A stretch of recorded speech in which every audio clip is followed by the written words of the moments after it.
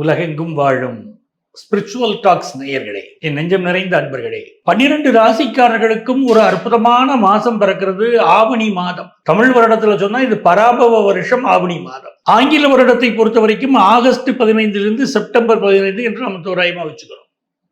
இந்த காலகட்டம் எப்படி இருக்க போகுது, நம்ம ராசிக்கு இது என்னென்ன பலன்களை தரப்போகிறதுன்னு பார்க்க போறோம்.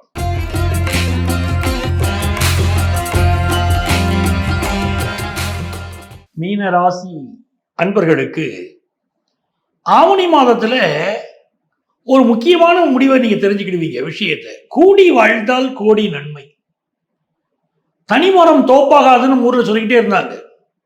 எந்த ஒரு விஷயத்திலும் கூட்டு முயற்சி பெரிய வெற்றியை தரும் என்பதை இந்த மாதம் நீங்க புரிஞ்சுக்கிடுவீங்க. மீனராசிக்காரர்களுக்கு நல்ல மனதை இறைவன் கொடுத்தான். கடுமையா உழைக்கிறீங்க, அந்த உழைப்பிற்கு ஏற்ற ரெக்கக்னிஷன் இப்ப கிடைக்கல. நிறைய தடைகள் இருக்கு. அதுக்கு என்ன காரணம்னா ஏழரை சனி நடக்குது. அதுலயும் ஜென்மச்சனி நடந்துகிட்டு இருக்கு. ஏழரை சனி ஜென்மச்சனி நடக்குதுனாலே சில குழப்பங்கள், நம்ம எதிர்பார்க்கிற அளவுக்கு ப்ரொஃபஷன் வருமானம் இல்லாதது, இதெல்லாம் பலர் ஃபீல் பண்றீங்க. அதாவது ரெகுலர் இன்கம் மாச சம்பளத்தை வரைக்கும் போறாங்க பாருங்க, அவங்களை தவிர மற்றவர்கள் பலருக்கும் இந்த ஃபீலிங் இருக்கும். சரியான வருமானம் இல்லையேங்க, ஏதோ தடை இருக்குங்க அப்படின்னு சொல்லுவாங்க. சில பேர் கொஞ்சம் பரவாயில்லைங்க இப்போ அப்படின்னு சொல்றவங்களும் இருப்பாங்க. உங்க வீட்டிலேயோ மற்ற இடத்துலையோ ரிப்பேர் ஒர்க்கு, உயரமான இடங்களில் சேர்ந்து ஏறி வேலை செய்யறீங்க அப்படின்னா கொஞ்சம் பாதுகாப்பு அதிகப்படுத்திக்கிடுங்க. ஏன்னா இந்த ஏழரை சனி காலத்தில் பொதுவாக அந்த காலில் அடிபடுவது, உடம்புல அடிபடுவது எல்லாம் இயல்பா நடக்கக்கூடிய விஷயங்கிறதுனால ஒரு பாதுகாப்பை வச்சுக்கோங்க. பயந்துக்கிட வேண்டிய அவசியம் கிடையாது. ஏன்னா ஜூபிட்டர் உச்சமாகி உங்களை பார்க்குது. அதுதான் நமக்கு பெரிய யோகம். உச்ச குருவுடைய பார்வை என்பது நம்முடைய குற்றம் குறைகளை எல்லாம் நீக்கிறோம். நம்ம வேலை செய்யறோம், நமக்கு ரெகக்னிஷன் கிடைக்கல அப்படின்னா எப்படியாவது முதல்ல ரெகக்னிஷன் கிடைக்கலைங்கிற வருத்தம் முதல்ல இருக்கும். அப்புறம் அந்த வருத்தம் தீரும், ரெகக்னிஷன் கிடைக்கும். நான் வேலை செய்யறேன், எனக்கு வருமானம் கிடைக்கல, ஆமா உண்மைதான். ஆனால் குருவுடைய பார்வை உங்களுக்கு வருமானம் கிடைக்க வைக்கும்.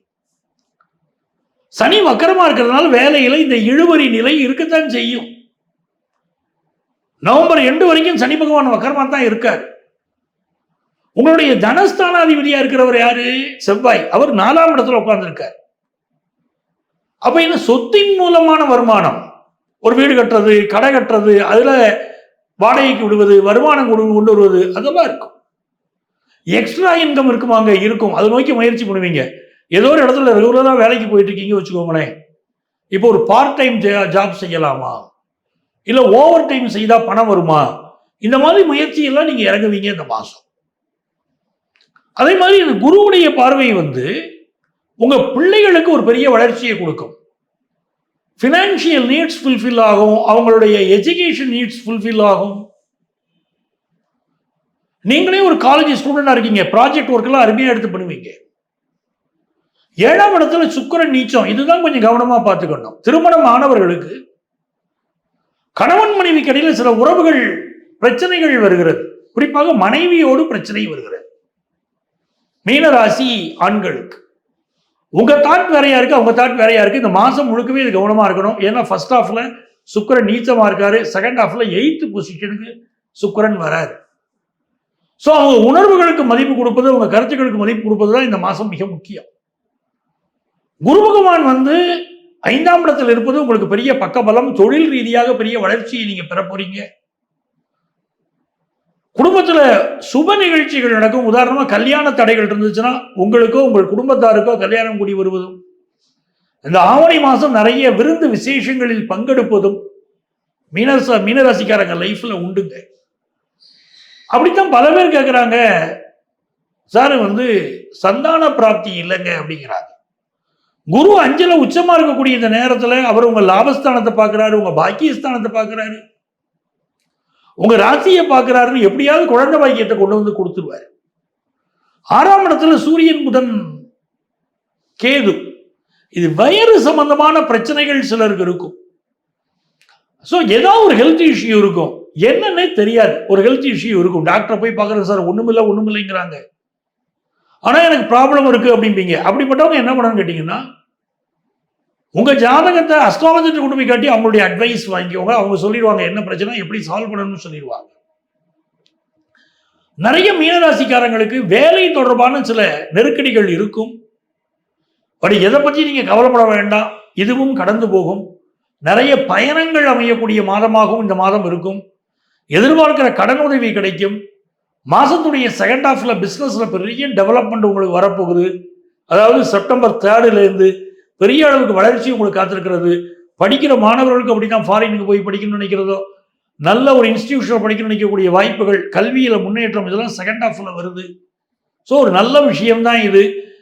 கொஞ்சம் உடம்புல கொஞ்சம் வாயு தொந்தரவுகள் அதிகமாக இருக்கலாம் இந்த மாதம். எது எப்படி இருந்தாலும் குருவுடைய பார்வை மிகப்பெரிய நன்மைகளை உங்களுக்கு கொண்டு வந்து தரும்.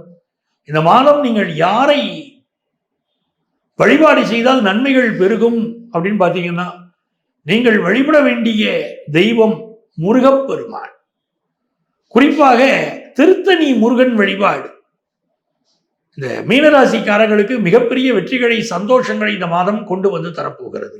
இவ்வளவு நேரம் உங்க ராசிகளுக்குரிய பொதுவான பலன்களை கேட்டீங்க. இந்த ஆவணி மாதம் பல அற்புதங்களை உங்கள் வாழ்க்கையில் கொண்டு வந்து தரப்போகிறது அப்படிங்கிறதுல எந்த சந்தேகமும் இல்லை. இந்த ஆவணி மாதம் நடக்க போகிற வேற சில விஷயங்கள் என்னன்னு கேட்டீங்கன்னா, ராகு பகவான் அவிட்ட நட்சத்திரத்தில் பயணம் செய்கிறார். இது என்ன நடக்கும்னா, உலக அளவிலே பல மாற்றங்கள் வரப்போகுது. குறிப்பா உலக அளவில் நம்ம பார்க்க போவது, உலக நாடுகள், பல நாடுகளுக்கு இடையிலே அரசியல் குழப்பங்கள், நீங்க இதுவரை பாராத அரசியல் குழப்பங்கள் இந்த ஆவணி மாதம் தொடங்கி உலக நாடுகளில் நடைபெறப் போகிறது. இரண்டாவது விஷயம், விலைவாசி மிக கடுமையாக உயரக்கூடிய காலகட்டம். ரொம்ப கவனமாக இருந்துக்கணும் பொதுமக்கள். நான் சொல்வது உலக அளவைத்தான் பேசுறேன். அதே போல இந்த காலகட்டத்தில் ரியல் எஸ்டேட் பிசினஸ் இருக்கு பாருங்க. சில இடங்கள்ல பாத்தீங்கன்னா ரியல் எஸ்டேட் பிசினஸ்ல ஏற்ற தாழ்வு கடுமையா இருக்க போகுது.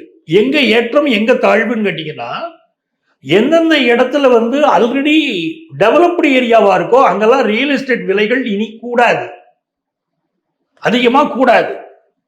ஆனா எந்தெந்த பாக்கெட்ஸ் பெரிய அளவுக்கு டெவலப் ஆக போகுதுன்னு இருக்கோ, இனிமே அங்க வீடு வாங்குங்க, அங்கதான் விலைவாசி, அங்கதான் ரியல் எஸ்டேட் கடுமையா பூம் ஆக போகுது, விலை கூட போகிறது.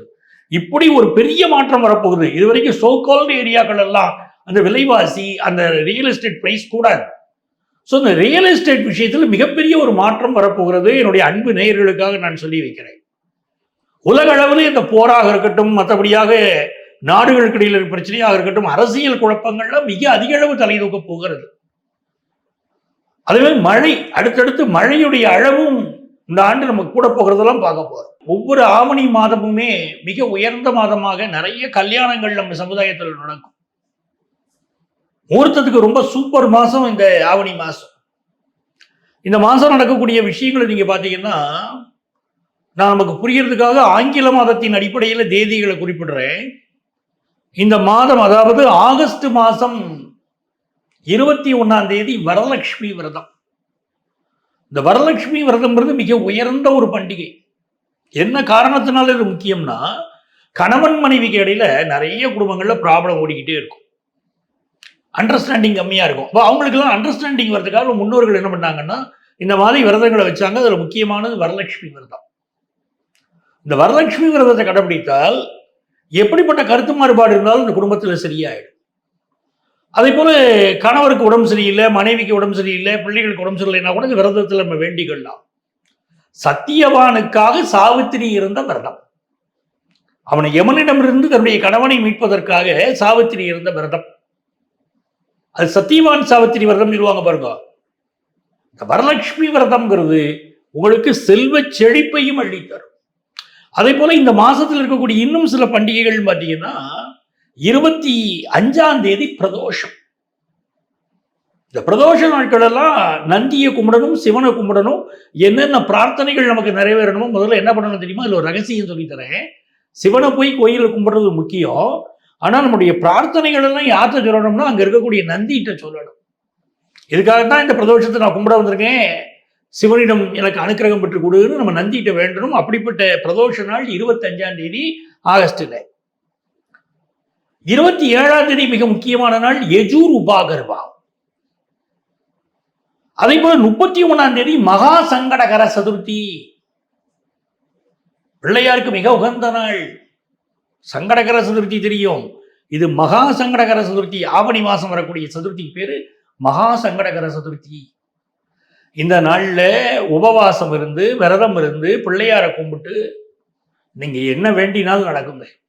கல்யாணம் வேணும், வேலை வேணும், என்ன வேண்டுறீங்களோ நாங்க வேண்டதெல்லாம் நடக்கக்கூடிய ஒரு நாளை சொல்லுங்க அப்படின்னா அது மகா சங்கடகர சதுர்த்தி. அது இந்த மாதம் 31ஆம் தேதி, அதாவது ஆங்கில மாதத்துல ஆகஸ்ட் 31 வருது.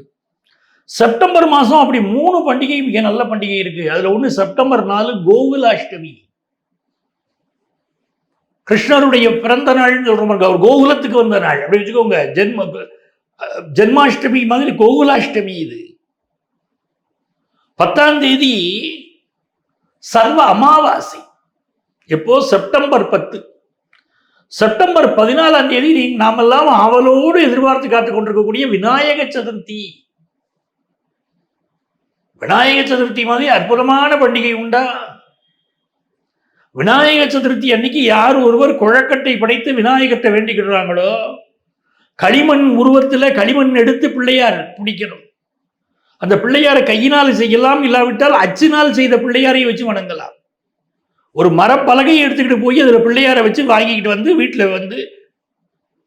வீட்டுக்கு வருகிற போதே வீட்டில் இருக்கக்கூடிய பெண்கள் ஆரத்தி எடுத்து அந்த பிள்ளையாரை யாரு கொண்டு வராங்களோ அது வீட்டுக்குள்ள வரும்போது ஆரத்தி எடுத்து வரவேற்கணும். அந்த பிள்ளையார வீட்டில் பூஜை பண்ணணும். விநாயகர் சதுர்த்தி அன்னைக்கு பூஜை பண்ணிவிட்டு அவர்கிட்ட நீங்க என்னெல்லாம் வேண்டீங்களோ அதெல்லாம் நடக்கும். அப்படி அற்புதமான விஷயங்கள் இந்த ஆவணி மாசம் இருக்கு. அதுதான் இந்த ஆவணி மாசத்துடைய விசேஷம். இங்க நான் பொதுவான பலன்கள், உங்க ராசிக்குரிய பலன்கள் சொல்லியிருக்கேன். நிறைய பேருக்கு சார் எங்க லைஃப்ல என்னென்ன ப்ராப்ளம் இருக்கு, எனக்கு அதை சால்வ் பண்றதுக்கு வழிகள் சொல்லுங்க அப்படின்னு கேட்குறீங்க. எப்படி அப்ரோச் பண்றது எங்களே அப்படின்னு நீங்க கேட்குறீங்க. இங்க எங்களுடைய செல்போன் நம்பர் கொடுத்துருப்பாங்க. அந்த நம்பரை கான்டாக்ட் பண்ணி ப்ரியர் அப்பாயின்மெண்ட் வாங்கிட்டு நீங்க மீட் பண்ணலாம். நேரடியாக நானே உங்களுக்கு ஜோதிட ஆலோசனை வழங்குவேன். சென்னையில் டி நகரில் நங்கநல்லூரில் நம்ம ஆஃபீஸ் இருக்கு. நீங்கள் என்னை நேரடியாக மீட் பண்ணி அஸ்ட்ராலஜிக்கல் அட்வைஸ் பெற முடியும். உங்களுக்கு வர முடியலையா, கவலைப்படாதீங்க. இதே நம்பர் தான் எங்களுடைய வாட்ஸ்அப் நம்பர். அதில் ஒரு வாட்ஸ்அப் மெசேஜ் போடுங்க. உங்கள் பேர், இப்போது நீங்கள் இருக்கக்கூடிய ஊரின் பெயர் குறிப்பிட்டு ஒரு வாட்ஸ்அப் மெசேஜ் போடுங்க. எங்களுக்கு கன்சல்டேஷன் வேணும் கேளுங்க. எங்கள் ஆஃபீஸ்லேருந்து உங்களை கான்டாக்ட் பண்ணி அப்பாயின்மெண்ட் டீட்டெயில்ஸ் தருவாங்க. உங்கள் வாழ்க்கைக்கு வழிகாட்ட நான் காத்திருக்கிறேன். உங்கள் ஆத்மார்த்த ஜோதிடர் நங்கநல்லூர் டாக்டர் பஞ்சநாதன்.